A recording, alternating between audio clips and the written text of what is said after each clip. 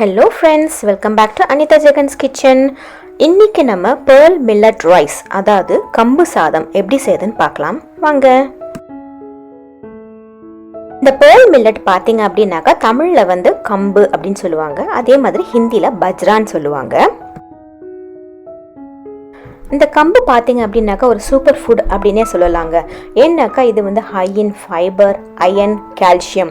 இதோட iron content பார்த்தீங்க அப்படின்னாக்கா நம்மளுடைய பிளட்ல இருக்க அந்த ஹீமோக்ளோபின் லெவல்ஸை நல்லா இம்ப்ரூவ் பண்ணி ப்ரிவென்ட்ஸ் அனீமியா. அதே மாதிரி இதோடைய ஃபைபர் கண்டென்ட் பார்த்தீங்க அப்படின்னாக்கா ரொம்பவே அதிகங்க. ஸோ நம்ம வந்து சாப்பிடும்போது இது வயிறு ரொம்ப நல்லா ஃபுல்லாக தோணும், சீக்கிரமாகவே பசி எடுக்காது, and it prevents constipation as well. அதே மாதிரி இது வந்து நேச்சுரலாகவே பாடியை டீடாக்சிஃபை பண்ணி நம்முடைய இம்யூனிட்டியை இம்ப்ரூவ் பண்ணும். இந்த கம்பு வந்து நம்ம டயட்ல சேர்த்துக்கிட்டோம் அப்படின்னாக்கா ஆயுர்வேதா படி பார்த்தீங்க அப்படின்னாக்கா நம்முடைய பாடியில் இருக்க அந்த கப அப்புறமா பித்த தோஷாஸை அதை வந்து பேலன்ஸ் பண்ணும் அப்படின்னு சொல்றாங்க. இந்த கம்பு வச்சு நிறைய ரெசிபிஸ் பண்ணலாங்க. கம்பு ரோட்டி, கம்பு தோசை, கம்பு பூரி, அப்புறமா கம்பு சாதம், கம்பு கூழ், அந்த மாதிரி நிறைய இருக்குங்க. இன்னைக்கு வந்து நான் வந்து கம்பு சாதமும் கம்பு கூழும் எப்படி செய்து நான் காமிக்க போறேன். முதல்ல நான் வந்து என்ன பண்ணுறேன் அப்படின்னாக்கா இந்த மாதிரி ஒரு கிளாஸில் 2 கிளாஸ் நான் வந்து முழு கம்பு ஒரு பவுலில் சேர்த்து நல்லா தண்ணி விட்டு ஒரு 3 to 4 டைம்ஸ் நல்லா வாஷ் பண்ணிக்க போகிறேன்.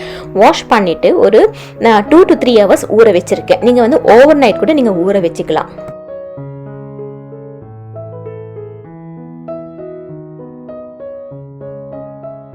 இப்போ இந்த மில்லட் வந்து நல்லா ஊறின பிறகு நான் ஒரு மிக்சி ஜாரில் சேர்த்து பல்ஸ் மோடில் ஒரு 4 to 5 டைம்ஸ் நான் வந்து அரைக்க போகிறேன். நீங்கள் அரைக்கும் போது வந்து இதை வந்து நைஸாக அரைக்கக்கூடாது, கொஞ்சம் குறை இருக்கணும். பார்த்தீங்க அப்படின்னாக்கா இந்த மாதிரி ஒரு கிரெயினி டெக்ஸ்சர்லாம் இருக்கணுங்க.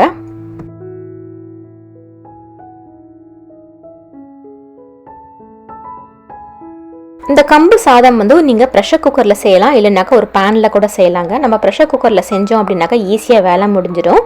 இங்கே வந்து நான் வந்து 1 கப்பு கம்புக்கு 2 கப்பு தண்ணி, அதுதான் ரேஷியோ. நான் வந்து இங்கே 2 கப்பு எடுத்துருக்கிறதுனால 4 கப்பு தண்ணியை வந்து இந்த ப்ரெஷர் குக்கரில் சேர்த்து பாயில் பண்ண விட்டுருக்கேன். இப்போ தண்ணி நல்லா பாயில் ஆன பிறகு நம்ம கோர்ஸாக அரைச்சி வச்ச அந்த கம்பை வந்து இதில் நான் சேர்த்துக்கிறேன். சேர்த்துட்டு லோ ஃப்ளேமில் நீங்கள் நல்லா மிக்ஸ் பண்ணிகிட்டே வரணுங்க. இது வந்து தண்ணி சீக்கிரமாக அப்சார்ப் பண்ணிடும், அதே மாதிரி சீக்கிரமாகவே கட்டி ஆகிடும். அதனால் நம்ம லோ ஃப்ளேமில் மிக்ஸ் பண்ணிகிட்டே இருக்கணும். இப்போ இந்த கம்பு பார்த்தீங்க அப்படின்னாக்கா நம்ம வின்டரில் எடுத்துக்கிட்டோம் அப்படின்னாக்கா பாடியை நல்லா வார்மாக வச்சுக்கும்.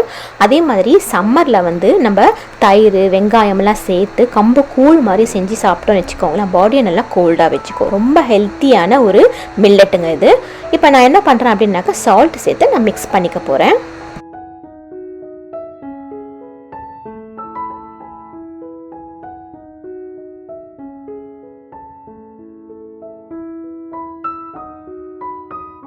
இப்போ பாருங்கள், சால்ட் ஆட் பண்ணிவிட்டு ஒரு 2 minutes நல்லா மிக்ஸ் பண்ணிட்ட பிறகு பார்த்தோம் அப்படின்னாக்கா இந்த மாதிரி நல்ல பபிள்ஸ் வரும். ஸோ இந்த சமயத்தில் நான் என்ன பண்ணுறேன் அப்படின்னாக்கா 1/2 கப்பு தண்ணி வந்து சேர்த்துக்கிறேன். தண்ணி சேர்த்துட்டு நல்லா மிக்ஸ் பண்ணிக்கோங்க.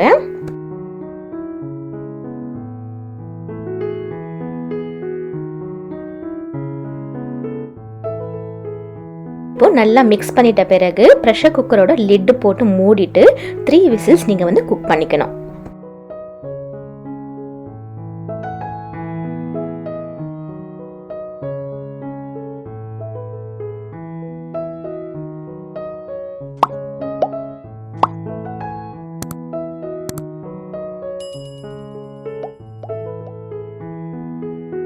த்ரீ விசில்ஸ் குக் ஆன பிறகு நம்ம ப்ரெஷர் எல்லாம் அடங்கிட்ட பிறகு நான் வந்து திறந்து பார்த்தோம் அப்படின்னாக்கா இந்த மாதிரி குக் ஆயிருக்கணும். நல்லா பர்ஃபெக்டாக குக் ஆகிட்டு இருக்கு பாருங்கள். அந்த ரொம்ப தண்ணி கரெக்டாக பதமாக ஊற்றிருக்கும். ஸோ ரொம்ப கெட்டியும் ஆகலை, தண்ணியாகவும் இல்லை, கரெக்டாக பர்ஃபெக்ட் கன்சிஸ்டன்சியில் வந்திருக்கு.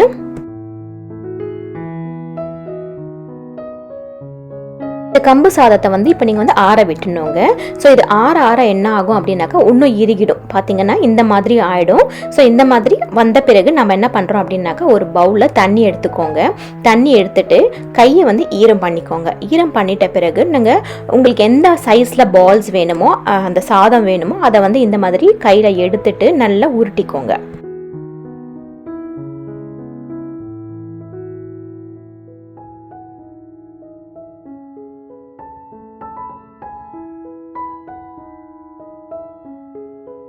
நம்ம கை எதுக்கு ஈரம் பண்ணுறோம் அப்படின்னாக்கா கையில் வந்து இந்த கம்பு சாதம் ஒட்டாமல் வரும். பார்த்தீங்க அப்படின்னாக்கா இருக்கிற எல்லாத்தையும் இந்த மாதிரி பால்ஸாக செஞ்சு நீங்கள் வந்து செப்பரேட்டாக ஒரு பிளேட்டை எடுத்து வச்சுக்கோங்க.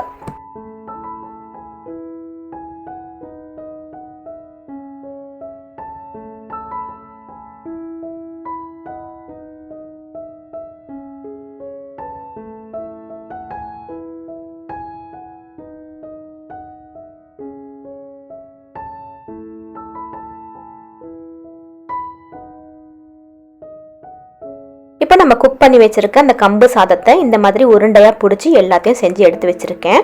இப்போ என்ன பண்ணியிருக்கேன் அப்படின்னாக்கா ஒரு பவுலில் தண்ணி சேர்த்து ஒரு 2 ஸ்பூன் தயிர் மட்டும் சேர்த்துருக்கேங்க. இதை மிக்ஸ் பண்ணிவிட்டு நம்ம எடுத்து வச்சுருக்க அந்த கம்பு பால்ஸை வந்து இதில் வந்து நான் சேர்த்துக்கிறேன். சேர்த்துட்டு இது எதுக்கு அப்படின்னாக்கா நம்ம வந்து கம்பு கூழ் செய்யறதுக்காக தான். இது வந்து என்ன பண்ணுறேன் அப்படின்னாக்கா லிட்டு போட்டு மூடிட்டு ஃப்ரிட்ஜில் வச்சுக்கலாம், அப்படி இல்லைனா வெளியே கூட வச்சுக்கலாம். இதை வந்து ஓவர் நைட் ஊற விட்டுட்டு அடுத்த நாள் காலையில் நம்ம கூழ் செஞ்சு சாப்பிட்டோம் அப்படின்னாக்கா அந்த புளிப்பு டேஸ்ட் இருக்கும் பார்த்தீங்களா, ரொம்ப சூப்பராக இருக்கும் இது. இப்போ நான் வந்து முள்ளிட்டு போட்டு மூடி செப்பரேட்டாக வச்சிடுறேன். இப்போ இந்த கம்பு சாதத்தை நம்ம அப்படியே கூட நம்ம சாப்பிட்லாம். இதை வந்து நம்ம ஃபிஷ் கறி, அப்புறமா காரக்குழம்பு, வத்த குழம்பு, கீரை கூட்டு, கீரை பொரியல், கீரை சாம்பார், இந்த மாதிரிலாம் எது வேணாலும் நம்ம வச்சு சாப்பிட்லாம். என்னென்னா ரைஸ்க்கு பதிலாக நம்ம இந்த கம்பு சாதத்தை வச்சு நம்ம சாப்பிட போகிறோம். இந்த மாதிரி நீங்கள் சாப்பிட்டு ட்ரை பண்ணி பாருங்களேன், அவ்வளோ டேஸ்டியாக இருக்கும். அதே மாதிரி ரொம்பவே ஹெல்த்தி. ஏன்னா நமக்கு வந்து இந்த ஃபைபர் கண்டென்ட் அதிகமாக இருக்கிறதுனால நமக்கு பசி ரொம்ப சீக்கிரமாக எடுக்காது. அதே மாதிரி வயிறு கொஞ்சம் ஒரு பால் சாப்பிட்டா கூட ரொம்ப வயிறு ஃபுல்லாக தோணும். இந்த மாதிரி நீங்கள் ட்ரை பண்ணி பாருங்கள். இப்போ நம்ம கம்பு கூழ் எப்படி செய்யுதுன்னு பார்க்கலாம். இது வந்து நான் நல்லா ஓவர் நைட் ஊற வச்சிருக்கேன். இப்போ பாருங்கள் நல்லா புளிச்சு வந்திருக்குது. இப்போ இதோட நான் இன்னும் கொஞ்சம் எக்ஸ்ட்ரா வந்து தயிர் சேர்த்துக்கிறேன். ஸோ உங்களுக்கு எவ்வளோ தயிர் வேணுமோ அது மாதிரி நீங்கள் சேர்த்துக்கலாம். இந்த மாதிரி நம்ம ஓவர் நைட்டாக ஃபர்மெண்ட் பண்ணி நம்ம சாப்பிட்றதுனால நம்முடைய பாடியில் இருக்க அந்த கட் பாக்டீரியாஸ் கூட நல்லா இம்ப்ரூவ் ஆகும். இப்போ தயிர் சேர்த்துட்ட பிறகு எல்லாத்தையும் நல்லா நீங்கள் பிசையணும்.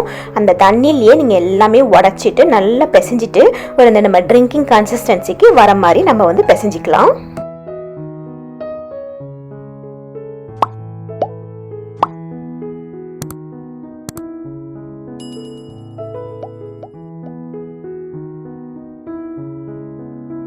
இப்போ எல்லாமே நல்லா பிசைஞ்சிட்டு கூழ் பதத்துக்கு வந்தாச்சு.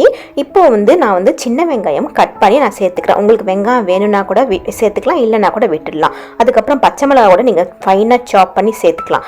இந்த கம்பு கூழ் வந்து இப்போ இதையும் நீங்கள் இன்னும் கொஞ்சம் நேரம் ஊற வச்சு நீங்கள் சாப்பிட்டு பாருங்கள், அதுவும் ரொம்ப டேஸ்டியாக இருக்கும். இப்படியே கூட நம்ம குடிக்கலாம்.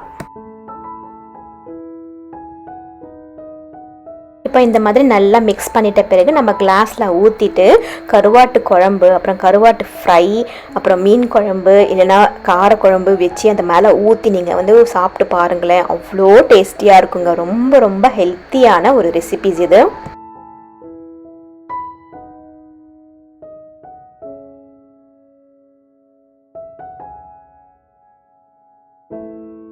ஹோப் இந்த வீடியோ உங்களுக்கு பிடிச்சிருக்குன்னு நினைக்கிறேன், யூஸ்ஃபுல்லாகவும் இருந்திருக்குன்னு நினைக்கிறேன். பிடிச்சிருந்தா லைக் பண்ணுங்கள், அதே மாதிரி என்னுடைய சேனலை சப்ஸ்கிரைப் பண்ணி பக்கத்தில் இருக்க பெல் பட்டனையும் ப்ரெஸ் பண்ணுங்கள். அப்போ தான் நான் போடுற வீடியோஸ் வந்து உங்களுக்கு நோட்டிஃபிகேஷனாக வரும். See you in next video. Take care.